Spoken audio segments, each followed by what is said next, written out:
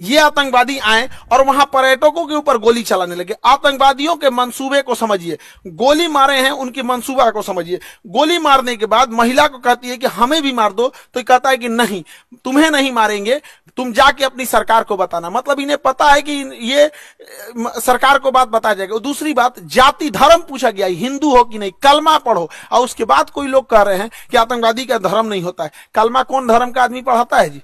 हाँ, इतनों में आंख नहीं खुल रहा है। यहाँ पे एकदम शर्म लिहाज घोल के पी गए हैं, किसी के सामने निहत्थे को मार दिए हैं।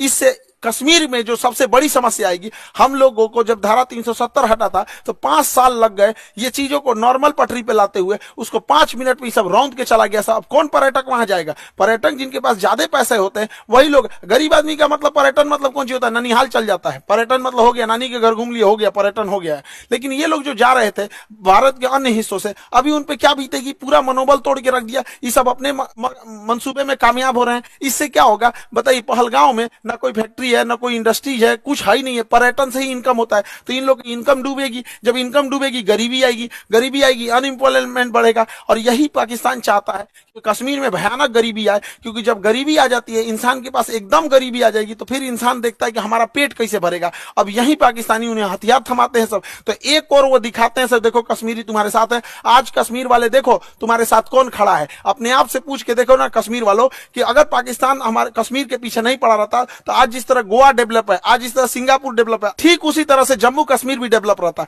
तो जम्मू कश्मीर के लोगों तुम्हारे लिए सबसे ज्यादा खतरनाक है तो ये पाकिस्तानी है। और बिना लोकल के सपोर्ट के, बिना लोकल के चढ़ावे पे इतना बड़ा तो कोई हमला नहीं कर सकता है। तो खुफिया एजेंसी को भी इन लोकलों को भी खोजना पड़ेगा, वहां पे कौन कौन साथ दिया, क्योंकि वहीं कोई ना कोई होगा जो इतने बड़े घटना को, साजिश को, उन आतंकवादियों को ये रास्ता दिखाया होगा। वहां के लोकल लोगों की तो नौकरी चली गई, सब कुछ गया। अरे तुम्हारी नौकरी गई, इधर लोगों की जान चल गई। नौकरी बड़ा होता है कि जान बड़ा होता है जी? किसी भी इंसान का, परिवार का कोई सदस्य चला गया, लेकिन ओवरऑल एक देश की क्षति हो रही है। ये पूरी देश, पूरी दुनिया इस पे क्या करेगी? दुनिया को क्या करना है? वो तो देखेगी कि भारत एक अनस्टेबल है। कश्मीर के मुद्दा को दोबारा वो पाकिस्तान ऊपर की ओर बढ़ा रहा है। अभी भारत सरकार को इस पे सख्त एक्शन लेना चाहिए। पाकिस्तानी जो भारत में इलाज कराने आ रहे हैं, सबका वीजा रद्द कर देना चाहिए। भारत सरकार ने सार्क का वीजा रद्द किया है, जो बिजनेस के लिए आते हैं। कोई भी पाकिस्तानी को, चाहे हार्ट ट्रांसप्लांट हो, चाहे किडनी ट्रांसप्लांट हो, इंडिया में आने ही नहीं देना चाहिए, क्योंकि इंडिया में इलाज बहुत सस्ता होता है। आते हैं चेन्नई, आते हैं मुंबई, दिल्ली, इलाज करा के चले जाते हैं। बाहर में जाओ, सोच रहे तो नहीं, मरो वहीं पे जहां जाना है तुमको। एकदम कोई वीजा उजा, कोई इंसानियत मरवत नहीं करना चाहिए। यहाँ पे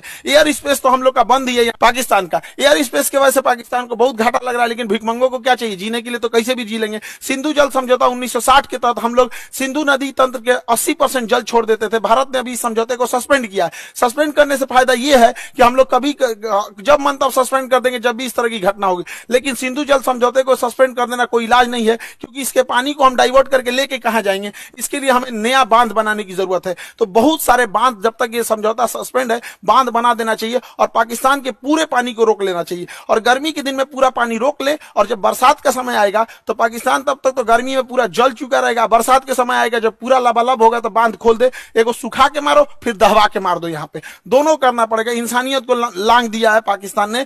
देखिए, राक्षसों के साथ राक्षस जैसा ही व्यवहार करना पड़ेगा। और दूसरी भैया, हमारे खुफिया एजेंसी वाले लोग, चाहे आईबी हो, रॉ हो, सीबीआई हो, एनआईए हो, कुछ तो करो भाई। हमेशा पुलवामा हुआ, तुम लोग को क्या, कैसे बोले यार? कैसे? अभी देख रहे थे बलूचिस्तान में हुआ था, एक नॉर्मल आदमी समझ रहा था उसका रिटिलेशन होगा।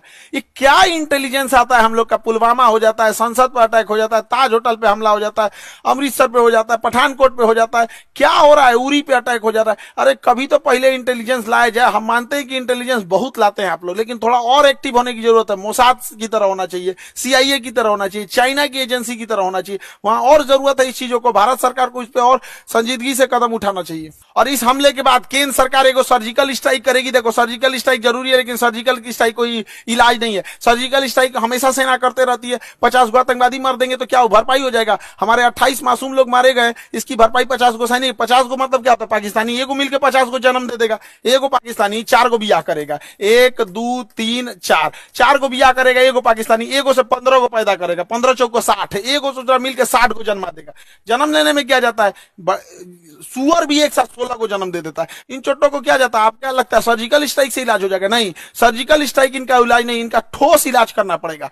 24 करोड़ लोग हैं पाकिस्तान में, जब 24 करोड़ को समझ में आएगा ना तब ये होगा। इन सब भूखे प्यासे मार देना चाहिए, नेवल ब्लॉकेज करना चाहिए। पूरे भारत के लोगों से कहते हैं अपनी सरकार पे इस बात दबाव बनाया जाए, ये पाकिस्तान है, इसकी जो नौसे यहाँ पर इसकी जो नेवी है यहाँ पर ये वाला समुद्र में, यहाँ नौसेना लगा के ब्लॉक कर दिया जाए। अगर हम नेवल ब्लॉकेज कर देते हैं तो इसकी पूरी सप्लाई लाइन कट जाएगी, पाकिस्तान कहीं से सप्लाई नहीं दे पाएगा नेवल ब्लॉकेज होने की वजह से। और पाकिस्तान के बाद जो पेट्रोलियम भंडार है बस 9 दिन का है, 9 दिन के बाद इसके पास पेट्रोलियम खत्म हो जाएगा। तो नेवल ब्लॉकेज लगने के कारण इसके पूरा पेट्रोलियम खत्म हो जाएगा और हम लोग कहीं ना कहीं ये लंबे समय तक ऊपर से यहाँ पे सिंधु जल समझौता सस्पेंड करके नीचे से नेवल ब्लॉकेज कर दे। और दूसरा क्या है कि आतंकवादियों को कहते हैं कि तुम लोग धर्म का नाम लेके यहाँ पे जो आतंकवादी घटना करते हो, यहाँ के रहने वाले लोगों को क्या होगा? और मुस्लिम समाज से कहते हैं कि एक अभी जो जुमा का दिन आ रहा है, फ्राइडे के दिन, वहां से भी यहाँ पे सारे लोगों को एक होने की जरूरत है, वरना हम लोग को या जो भी एक साधारण व्यक्ति है इन चोट्टो पाकिस्तानियों की गुनाह का सजा सबको मिलने वाला है। लोग क्या किस नजर से देखेंगे हम लोगों को, क्या तरीका है यहाँ पर? तो हम लोगों को भी खड़े होने की जरूरत है। जब इजराइल में हुआ था, इजराइल में गाजा में जो हुआ था, छोटे बच्चे को मारा गया था, वो भी गलत था। यहाँ जो हुआ ये भी गलत है, उसके लिए खड़े हुए थे तो इसके लिए भी खड़े होना पड़ेगा यहाँ, तब देश होगा। वरना कितना बुरा कलंक पोत के चला गया है पाकिस्तान के। 2 लौंडे आए सब यहाँ गोली चला के चले गए, बनी बनाई इज्जत मिट्टी में मिल जाती है। एक अब्दुल कलाम होता है, एक वीर अब्दुल हमीद होता है, और यहाँ डेली 2-4 को निकल के इस तरह कश्मीर में घटना करेंगे, सब किस नजर से देखा जाएगा? हम लोग का रेपुटेशन कहां जाएगा? इसलिए एक सामूहिक जिम्मेदारी बनती है कि इसे कंडेम किया जाए, इसकी घोर निंदा किया जाए, यहाँ चीजों को सामूहिक तौर पर।